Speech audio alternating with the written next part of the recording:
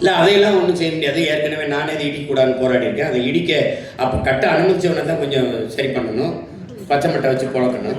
நீ அன்னைக்கு ஆக்கிரமிப்புன்னு 60 வருஷம் 60 ஆண்டுகளாக வாழ்ற மக்களை இன்னைக்கு ஆக்கிரமிப்புன்னு சொல்றவன் யாரு?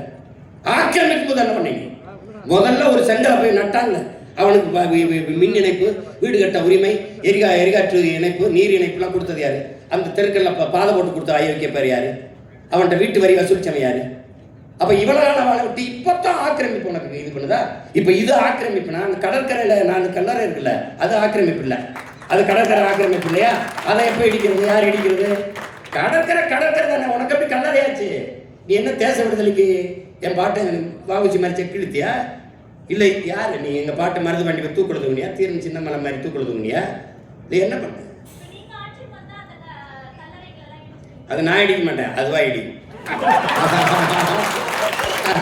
அதுவா இடி. அதனால ஏற்கனவே இருக்கிற நீர்நிலைகளை ஆக்கிரமிப்பு போக மீதியை நான் பராமரிப்பேன். புதிய நீர்த்தக்கங்கள் உருவாக்க அறிவு சமூகம் எல்லாரும் இருக்கிறீங்க. உலகத்துல இயற்கையின் அரும்பெருங்கொடையா நமக்கு தந்தது பள்ளிக்கரணை ஏரி. கடலின் நீர்மட்டம் எவ்வளவோ அந்த அளவிற்கு இதன் நீர்மட்டம் இருக்கு. அது அவ்வளவு பழுப்பு நிலை, சதுப்பு நிலை ஏரி, அளவு மிக உயர்ந்த இறால்கள், மீன்கள் உருவாகிறது. உலக நாடுகளின் பறவையெல்லாம் வந்து உணவுண்டு பறந்து சென்றது.